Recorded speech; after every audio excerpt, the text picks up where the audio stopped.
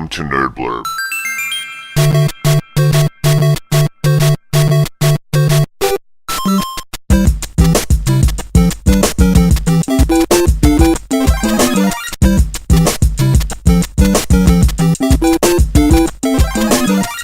From there, we went back to Nintendo because the day was winding down. It was already about 3 o'clock by this time. Yeah.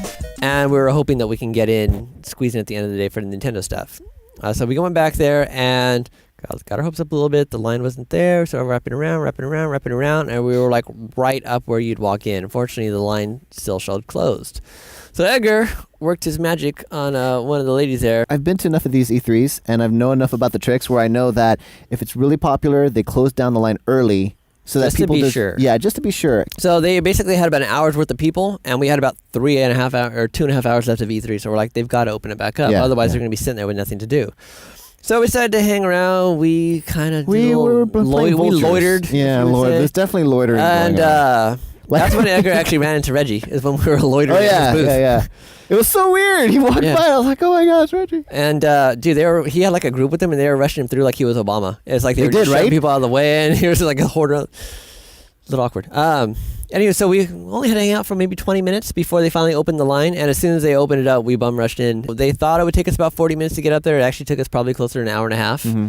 But the cool thing was, once you got in, you were in there for a while. Like, you actually got to play 3 demos of your choice out of the 6, I think, that they had, which is awesome. So, like, yeah, it probably didn't take you about a half hour. Similar to the Wii, right? I'm trying to remember how the Wii The Wii was you done got to when we linger played in, it. but it seemed like the Wii there was even less to do. Right, that's what This actually had more stuff. Yeah. So, first thing we did is they got hooked up and played New Super Mario Me, which is the sequel to New Super Mario Bros. Wii. Now, is that like an actual release game, that game that's going to come out, or is that just a tech demo? That's that like just their Christmas expanded? game, I think. Is it really? I think it's one of their Christmas games, yeah. And that is basically you play Super Mario Bros., but you play through Mii's in there, right? Yeah. Okay. But we have. Now, that was disappointing only in that you used the Wiimote instead of actually the Wii U controller. But how was that? Well, we played what, 2 levels? You guys were there for a while because I left to go get in line for Ghost Recon, and I figured you guys would be not. Well, we too were far there for a behind me. while because we died. Okay, so here's the thing. So we played. What was the water level? The first one. Okay, so we played like a water level where you're jumping from water upshoot to like tall mushroom and just kind of jumping around. You got hit quite a bit by the enemies, but you never died because as soon as you got hit, I don't think you really die in any more Nintendo games, do you? Well, that's the thing. Don't they kind of let you just unless you're paired up with Jose and 2 other people. Because so we played throughout the whole thing and we cleared the level and we felt very good about ourselves. And then I since I had the dominant controller, I put a request out. I was like, "Hey guys, which one do you guys want to play?" And the 2 dudes to the left said, "Let's play the lava one." I was like, "Sure." So I popped in the lava and one. And he said, "Fuck you guys. Those are never fun." Yeah, so we were all antsy, I guess, and we were hopped up from beating up the prior level. We were all excited, so all of us are like jumping on each other because we thought it was a competition. It's not. No! Oh, you guys help each other? Yeah, and you try not to die. I mean, eventually there'll be a winner, but if you all die, you all die. What? So we were like jumping, and within 5 seconds, all of us had fallen into the lava, and there was no one to bust our bubbles, so we all died. Bust your balls? Or bobbles. So I looked at the girl that was kind of in charge of the terminal. Yes. And I was like, we kind of died fast. Can we have chances, please? Can we have a do-over? And she's like, "Yeah, go ahead. You guys are retarded." I had pity on you. I've seen a lot of bad players, and you by far. Do it again. And even the second time around, there were so many times where there was like a couple times where only one person was alive for a good minute, and we just got really lucky and finally finished it. It was difficult. Difficult, but a lot of fun. While they were doing that, I was waiting for Ghost Recon. So, okay, Ghost Recon was actually awesome for a couple of reasons. Number one, it's a real game. It's a game, you use 2 thumbsticks, you can shoot. It plays like a Ghost Recon game, which is something that we've never played on a Nintendo system. I mean, even in the ones that were on Wii, you still had stupid waggle crap. This one, you don't have that. Yeah. So everything up on screen is pretty much standard Ghost Recon. You got a guy, you go to cover, you pull up shit, all that. Basically Ghost Recon. All the cool stuff happened with the tablet. First observation is that the image coming off that they project on the tablet, it's a video stream. Unfortunately, it's a lower quality video stream than I would have liked. While the actual image itself overall looks okay, text has a lot of artifacting around it, and you can definitely see some like compression halos and stuff around text, which was disappointing. It made it look real soft. I'll talk about that in a minute. However, what you did with it, It's basically like your tablet. So when you're setting out your loadout, you're tapping all around, you're sliding through the different scopes and choosing everything. That's cool. Then once you get in the game, you get a 3D map that uses the gyro so you can look around in it. Mm-hmm. And then you can set a waypoint on the map and you see it appear in your game. Mm-hmm. And then even cooler, when you use your drone, you tap your drone takes up and launches, cool. And you see your drone's view in the tablet. Oh, wow. While you're still playing the game there. So you can send the drone out, see exactly what he's looking at your tablet. And then keep playing. Okay. All very well done. Okay. And then you can use the map to like try and coordinate waypoints with all your people because it was an online game. It's actually the guy branded it as almost like Team Fortress, where it's a class-based online multiplayer game. Yeah. Which is surprising. I was actually hoping that it would have some sort of single player. Okay. But the actual, pretty much because it used the gyro, the tablet, the touch, the tracking, it used everything. It was probably the best single demo that they had there because everything else showed you kind of pieces and focused on one aspect. They had demos that focused on graphics, others that demoed on gyro, some that demoed on the motion. Yeah. But this one kind of did all of that. And overall, it was pretty cool. It was probably the one thing that made me kind of excited for it because it was actually a fun and actually useful addition to the game. And I can see myself enjoying playing that, especially with the drone side. That'd be pretty cool to play online. Yeah. While we were in line, we actually got a chance to hold the controller, and it felt good from the very beginning. Yeah, it's they had a lot smaller than I thought it was going to be. They had a real controller, but because it needs to be tied to a base station, and they were roaming all around with it, it wasn't actually hooked up with the picture, so all you saw was the Mi logo on it. Yeah. But you can hold it and feel around, play with the trigger and stuff like that. What do you think about the controller itself? The controller itself was good. The button placement was kind of odd in that the triggers for me felt a little low from the shoulder buttons, it was a bit of a reach. Yeah. And also, personally, it's just a matter of preference. I like my buttons on the top to hinge here and go down here. How and again? Hinge here and then go down here. Okay. Instead, they hinge at the top and then they go down at the edge. Because I usually push with the tip of my fingers, so that's why I want the pivot there. Yeah. These, you're better off pushing with like your whole finger because they cave in instead of collapse like that. Okay. But other than that, it was fine. Like I said, it was a little bit of a reach, but it wasn't that bad.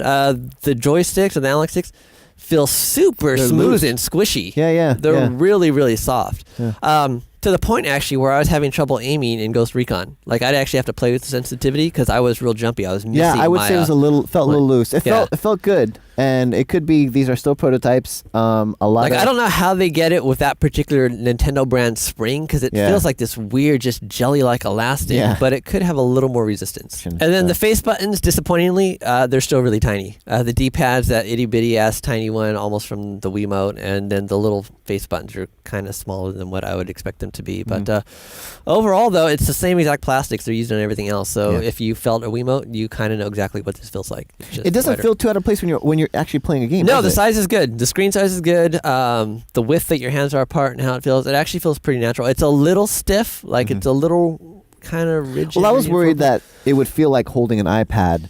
And because the size is so much smaller. Because the size of it, but it feels. You actually forget kind of the fact that you're holding this tablet. Probably about the size of a playbook, maybe a BlackBerry playbook. I'm trying to think when I went to Best Buy what size it would be. Yeah, probably closer. Or maybe like a Galaxy. Something. One of the smaller 7-inch tablets is about what it is. Next, you played. I played the Pirate Shield, game. The Shield game. This one, found out later, is it got a Best in Show type of award, and it showed off some of the aspects of the tablet really nicely. Steve had just come off of playing the Ghost Recon. And he told me about the compression artifacts. Immediately, I put up the tablet to my face because I'm pretty good at spotting compression. Yeah. I couldn't find any. Oh, you should have played Ghost Recon then. You probably would have threw up. I probably would have vomited all bad. Oh, sorry. Really? It was rough. It looked like a pretty bad internet feed. Oh, really? Yeah. Oh, my God. Yeah, I'm telling you, the Halo stuff around the text was really like poor. Wow. The actual map and stuff, it was soft, but you could make it out. It hit it better than the text. I wonder if it has to do maybe. I don't know, but that's weird. I don't know. I don't know if maybe process. Well, that, or I don't know if maybe because of all the interference, maybe the picture just wasn't quite as good. Maybe if you get it home when there's not as much shit running, maybe. But I don't know. Because there was a ton of interference. Edgar and I couldn't even transfer shit back and forth on our DSs because the Wi-Fi interference was so horrible in that place at times. Yep. What I found interesting is so this was a rhythm-based game.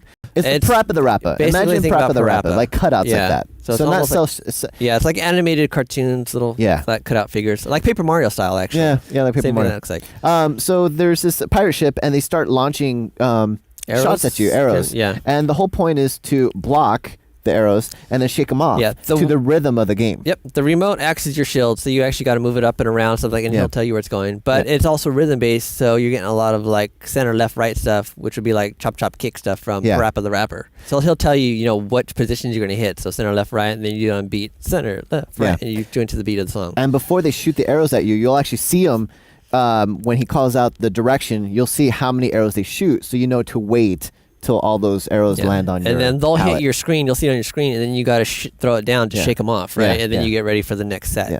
So it's really neat. Like I said, I didn't see any kind of compression artifacts, and I looked very quickly. And it was ultra smooth, so it didn't seem like video to me. Like it was silky smooth. Okay. And the neat thing is that it could tell when it was looking directly at the TV, because as soon as I pointed directly at the TV itself would change views, which I found interesting. Oh, okay. Would it change? So it's basically like you're looking through it directly at the screen? Right. Oh, so it matches. Awesome. So it'd be 1-to-1. Yeah, That'd exactly. be cool. It was neat. It was totally really what I cool. expected. So I moved in, I was all of a sudden like it zoomed into So a you're point no where longer blocking your view. Yes, awesome. exactly. That's smart stuff. Very that's clever. Well, that's what I found really interesting, because and you didn't get all the details until you actually played the game. The arrows were coming from 3 different ships on the left and the right. So when you pan to the left, you see the second ship, and then when you pan to the right, far to the right, you see the third. And then you could pan all the way around. You pan all the way up, you see the moon. You pan down, you see the deck of another ship, the ship that you're probably on. And it was all done so well. Like I never felt at any point that it lost tracking, which I was totally amazed by. Like, and there were other like augmented reality type games there that we didn't get a chance to play, but we saw, like tech demos. The tech demo of the koi fish in the pond and the bird flying. Two. There was the Japanese tech demo where it's basically a Japanese game like a temple, and you're a bird and you're flying around. And I believe, because we didn't play, but I believe you see the main image up on the screen, and then on the tablet you see what the bird's looking at. Right. And you can move the tablet around and move the bird's head and check out whatever you want. Yeah. I actually got video of one guy trying to break it. Really? Where he actually took the tablet and he was like this, and then he was like this, and then he was like this. Oh, no. And then he went like this. Oh my God, really? Yeah, I don't know how it reacted. I couldn't see the tablet screen once he did the weird twist. But yeah, he was getting craziness. The bird in the tech demo, the head just popped off. Yeah, died. Yeah, it's all limp like that. Yeah. So I have that video. He's just kind of going to town with it. Well, that's but for the most part, though, I never saw anyone lose track. I never saw anyone have to have someone like, here it's broken, something like that, like would happen all the time with Kinect. Seeing where it is now in the middle of summer, it could potentially be ready by Christmas. It could. I would not be surprised if they could get some games together and they snuck it out. I don't think they necessarily would. They like to launch in early year. Yeah. Maybe Japan might see it like in December, but I doubt that. But really, though, it feels more complete and ready to go than anything else that I've ever seen them show. I don't know if the boxes that we were looking were actually running. Yeah, it could have been like 17 different, Power Mac G5s in the background or something. The last demo we saw was the Link demo, which was non-playable. Pretty much you can just choose. Jose played it. You can just choose time of day, camera angle, stuff like that. But it just took you through this absolutely stunningly gorgeous, gorgeous for a Nintendo game. The detail and how this particular rendering of Link was, it looks fantastic. But in seeing that and just seeing some of the other stuff, like the Japan Tech demo was pretty. It had, all the normal mapping, bump mapping, the pretty lighting, HDR, lens flare, the deformation, it had all the bells and whistles that you pretty much see at this point in games. But we were talking in line, and seeing that it's video, it basically means the system is rendering split screen at all times. Like it's always going to be rendering your main view, and then it's going to be rendering a separate split screen that gets output to the tablet.